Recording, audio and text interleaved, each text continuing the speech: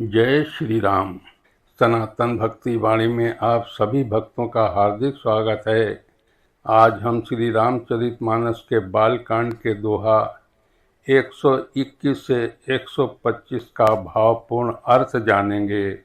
इन दोहों में भगवान राम के अवतार का उद्देश्य, रावण और कुंभकर्ण की उत्पत्ति, भगवान की अद्भुत लीला तथा अहंकार और भय से जुड़ी गहन शिक्षाएं वर्णित हैं।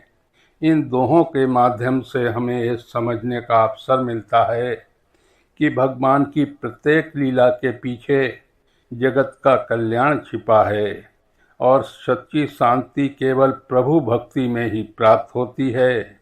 तो आइए श्रद्धा और प्रेम के साथ इस दिव्य कथा का श्रवण करते हैं। जय श्री राम। असुर मारि थापहि तुरन, राखहि निज श्रुति सेतु। जग विस्तारहि विशद जस, राम जन्म कर हेतु। श्री रामा राम जन्म कर हेतु। भगवान श्री राम के अवतार लेने का मुख्य उद्देश्य दुष्ट असुरों का विनाश करना, देवताओं की रक्षा करना और वेदों द्वारा बताए गए धर्म मार्ग की रक्षा करना था। जब जब अधर्म बढ़ता है और धर्म संकट में पड़ता है, तब भगवान अवतार लेकर संसार का कल्याण करते हैं। श्री राम ने अपने जीवन और आदर्शों से धर्म की मर्यादा को स्थापित किया तथा ऐसा निर्मल यश फैलाया जो आज भी पूरे संसार में गाया जाता है। उनका जन्म केवल एक राजकुमार के रूप में नहीं, बल्कि समस्त प्राणियों के कल्याण के लिए हुआ था। भय निशाचर जाइते, महावीर बलवान। कुंभकर्ण रावण सुभट, सुर विजयी जग जान। श्री रामा सुर विजयी जग जान। वे ही जो शापित जीव थे, आगे चलकर राक्षस योनियों में उत्पन्न हुए, अत्यंत बलशाली बने। उसमें रावण और कुंभकर्ण जैसे महान योद्धा भी थे, जिनकी वीरता और शक्ति पूरे संसार में प्रसिद्ध थी। रावण ने अपने बल और तप के प्रभाव से देवताओं तक को पराजित कर दिया था। उसके आतंक से तीनों लोग भयभीत रहते थे। भगवान राम के अवतार का एक मुख्य कारण इन अत्याचारी राक्षसों का अंत करके संसार में धर्म और न्याय की स्थापना करना भी था। छल करि टारऊ तास व्रत, छल करि टारऊ तास व्रत।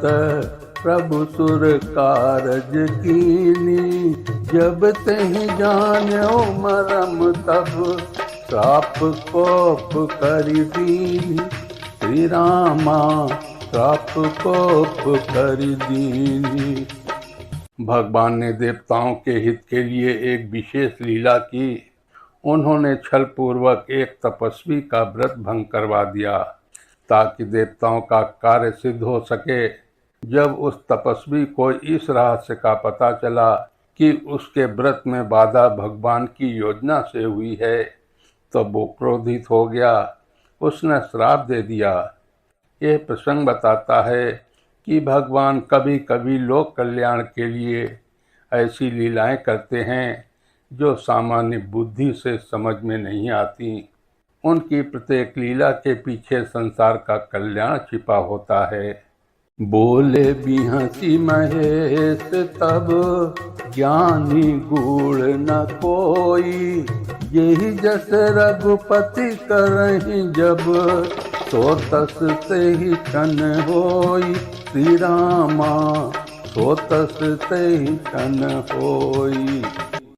भगवान शिव मुस्कुराकर कहते हैं कि संसार में कोई भी व्यक्ति अपने बल पर न तो पूर्ण ज्ञानी है और न ही पूर्ण मूर्ख। भगवान श्री राम जिसकी जैसी इच्छा करते हैं, उसे उसी प्रकार बना देते हैं। उनकी माया और कृपा के अधीन ही सब कुछ घटित होता है। जब भगवान किसी पर कृपा करते हैं तो वो अज्ञानी भी ज्ञानवान बन जाता है, और जब उनकी माया प्रभाव डालती है तो बड़े बड़े ज्ञानी भी भ्रमित हो सकते हैं। इसलिए मनुष्य को अपने ज्ञान का अभिमान नहीं करना चाहिए। कहूँ राम गुण गाथ, कहूँ राम गुण गाथ, भरद्वाज सादर सुनऊ, भव भंजन रघुनाथ बजु, तुलसी तजिमान मद, तुलसी तजिमान मद। ऋषि याज्ञवल्क्य जी कहते हैं कि हे भरद्वाज, अब मैं श्री राम के दिव्य गुणों और लीलाओं का वर्णन करता हूँ, तुम श्रद्धा पूर्वक सुनो। श्री राम संसार के दुखों और जन्म मरण के बंधन को नष्ट करने वाले हैं।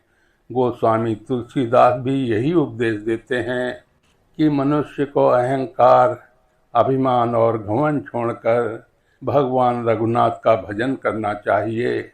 राम भक्ति ही जीवन को सफल और सार्थक बनाती है। सुख हाड़ लय भाग सट, स्वान निरखी मृगराज, छीन ले जन जान जड़, जिमि सुरपति न लाज। श्री रामा जिमि सुरपति न लाज। यहाँ एक सुंदर उपमा दी गई है कि जैसे कोई मूर्ख कुत्ता सूखी हड्डी लेकर भागता है और सिंह को देखकर भी डरता है कि कहीं सिंह उसकी हड्डी न छीन ले, जबकि सिंह को उस हड्डी में कोई रुचि नहीं होती। उसी प्रकार देवराज इंद्र कई बार अपने पद और अधिकार के प्रति इतने चिंतित हो जाते हैं कि उन्हें हर तपस्वी या साधक से भय होने लगता है। उन्हें लगता है कि कहीं कोई उनका स्वर्ग का सिंहासन न छीन ले।